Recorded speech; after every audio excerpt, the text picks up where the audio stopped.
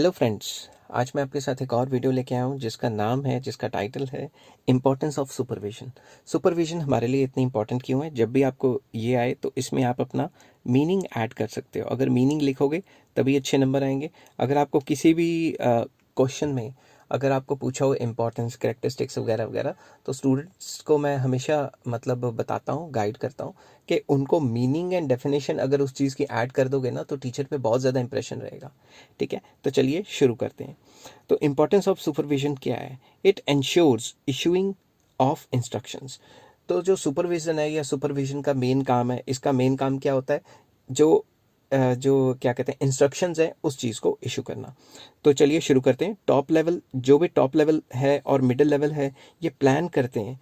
क्या प्लान करते हैं कि क्या क्या इंस्ट्रक्शंस देनी है, but the instructions are issued only by supervisory level.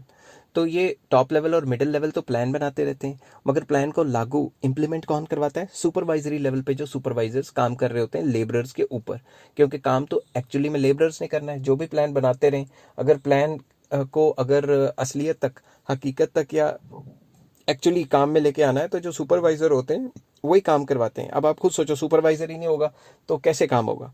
तो जो भी ये सारा का सारा काम है, ये सुपरवाइजरी लेवल पे जो मैनेजर्स रखे होते हैं वो काम करवाते हैं। Supervisory level managers ensures issuing of instructions to their subordinates. तो जो भी ऊपर से मिडिल लेवल और टॉप लेवल ने प्लान किया है वो सारा का सारा नीचे इंप्लीमेंट करवाते हैं, इंस्ट्रक्शंस देते हैं। नेक्स्ट पॉइंट आ जाता है, किसको इंस्ट्रक्शन देते हैं? एम्प्लॉयज को, जो लोअर लेवल पे सबऑर्डिनेट्स को भी कह सकते हो। सेकेंड पॉइंट आ जाता है facilitates control. whenever the workers are under constant supervision, then step by step check is to be kept by the supervisors। तो जब भी वर्कर्स के ऊपर लगातार सुपरविजन रखी जाती है तो स्टेप बाय स्टेप देखा जाता है कि वो अच्छे तरीके से काम कर रहे हैं कि नहीं कर रहे हैं। अगर कोई डेविएशन होती है, जो प्लान हमने बनाया उससे कोई डेविएशन होती है, if deviation from plan occurs या occur, then immediate instructions are issued by the supervisors. अगर वो प्लान के हिसाब से नहीं चलते, थोड़ा इधर उधर हो जाते हैं या उनकी आउटपुट प्लानिंग के हिसाब से नहीं हो पा रही, तो सुपरवाइज़र उसी टाइम उनको इंस्ट्रक्शंस देगा कि इस काम को इस तरीके से किया जाए, ताकि ये जो प्लान हमने किया है उसी हिसाब से, या जो इंस्ट्रक्शंस जो टॉप लेवल से आई हैं उसी हिसाब से काम चल सके। तो supervision ensures strict control over the activities of subordinates. Supervision की वजह से ही जितने भी सबऑर्डिनेट्स हैं उनके सर पे खड़े होकर उनका काम कराया जा सकता है और स्ट्रिक्टली उनको मॉनिटर किया जा सकता है। थर्ड पॉइंट, ये तो हर एक का आ जाता है कि फुलर यूटिलाइजेशन ऑफ रिसोर्सेज। अब आप खुद सोचें कि अगर वर्कर्स के सर पे खड़े रहेंगे हमेशा सुपरवाइजर्स, तो वो कोई वेस्टेज नहीं कर पाएंगे, उनकी एफिशिएंसी बढ़ेगी, तो फुलर यूटिलाइजेशन तो होना ही है। When the workers are constantly monitored, जब भी वर्कर्स को कॉन्स्टेंटली मॉनिटर किया जाता है या सुपरवाइज किया जाता है, then they use the resources in their best manner which leads to minimum wastage.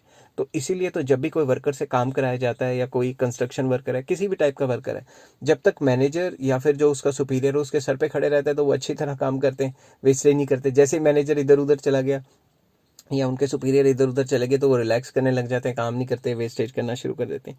तो जो सुपरविजन है उसका सबसे इंपॉर्टेंट पॉइंट ये भी है कि इससे फुलर यूटिलाइजेशन ऑफ रिसोर्सेज होती है। नेक्स्ट पॉइंट है discipline.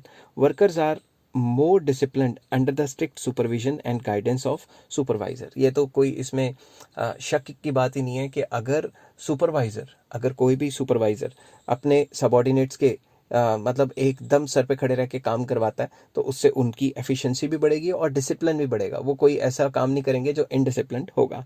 Next, feedback. Supervisors are the best persons to give feedback as they directly deal with the subordinates.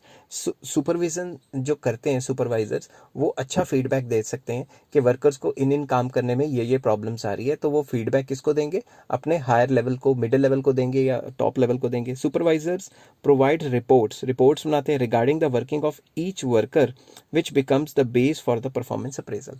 तो जो सुपरवाइजर हैं वही रिपोर्ट बनाते हैं कि हर एक एम्प्लॉय ने कितना काम किया, कैसे काम किया, ताकि उस रिपोर्ट के हिसाब से अगर उन एम्प्लॉयज़ की परफॉर्मेंस अच्छी होती है तो उनको तनख्वाह बढ़ सकती है, उनकी प्रमोशन हो सकती है। तो इस चीज़ को हम कहते हैं कि भाई परफॉर्मेंस अप्रेजल लग गया उसका, तो वही फीडबैक तैयार करेगा ना सारा का सारा। नेक्स्ट पॉइंट आता है इम्प्रूव्स कम्युनिकेशन। जितनी अच्छी सुपरविजन होगी, जितना अच्छा सुपरवाइजर होगा, उतना ही अच्छा सुपरविजन करेगा और उससे कम्युनिकेशन इंप्रूव होगी between the workers and the superiors. इसमें मैंने लिखा है supervisors issue instructions and orders to all the subordinates and make sure that these instructions are clear to all employees. Supervisors एकदम अच्छे तरीके से जितने भी उनके नीचे काम कर रहे हैं सबॉर्डिनेट्स, उनको अच्छे से ईच एंड एवरीथिंग एक्सप्लेन करते हैं ताकि उनको सारी चीज़ें समझ आ जाएं किस तरीके से क्या क्या काम करना है। Supervisors try to remove the communication gap between supervisors and the subordinates. Supervisor का ये मेन काम भी होता है और वो अपनी काम में काफ़ी हद तक कामयाब भी रहते हैं कि जितना भी ये जो कम्युनिकेशन गैप है ना बिटवीन सबॉर्डिनेट एंड सुपरवाइजर, ये ख़त्म हो जाए बिल्कुल। क्योंकि जो भी प्रॉब्लम्स होंगी वर्कर एक्चुअली में सुपरवाइजर को बताएंगे, सुपरवाइजर ऊपर ऊपर बताता रहेगा। और अगर सुपरवाइजर के दिमाग में कोई काम है, जो भी प्लान परफॉर्मेंस है जो उसके सुपीरियर्स ने बताई हुई है, उसको अच्छी तरह से बताएगा किनको, एम्प्लॉयज़ को या सबॉर्डिनेट्स को जो उसके नीचे काम कर रहे हैं, तभी काम अच्छा चलेगा। तो कम्युनिकेशन गैप नहीं आने देता। नेक्स्ट पॉइंट है इम्प्रूव्स मोटिवेशन। तो ये क्या करता है, टाइम टू टाइम मोटिवेट करता रहता है अपने एम्प्लॉयज़ को। Supervisor helps the employees to improve the motivational level. Supervisors encourage subordinates को एनकरेज करता है to perform to their best capacity. वो बार बार उनको बताता रहता है कि इतना काम करना है, ऐसे करना है, अगर ऐसे करोगे तुम्हारी तनख्वाह बढ़ जाएगी, प्रमोशन हो सकती है, ऐसे ऐसे करके उनको लगातार मोटिवेट करता रहता है। And last point is group unity बना के रखता है। Supervisor maintains harmony among all the workers by solving the disputes. उनका छोटा मोटा कोई डिस्प्यूट हो जाता है उसको सॉल्व कर लेता है जुडिशियसली, ठीक है। तो किसी की पार्टीजन या फिर ये कह सकते हैं पार्शल एटीट्यूड नहीं रखता, ठीक है। तो वो ग्रुप को यूनिटी बना के रखता है, क्योंकि ग्रुप की यूनिटी बनी होगी तो अच्छा सारा का सारा डिपार्टमेंट काम करेगा। आई होप ये सारे आपको फंक्शंस जो है इसकी जो इंपॉर्टेंस है सुपरविजन की वो समझ आ गई होगी। और अगर समझ आ गई तो please like share and subscribe.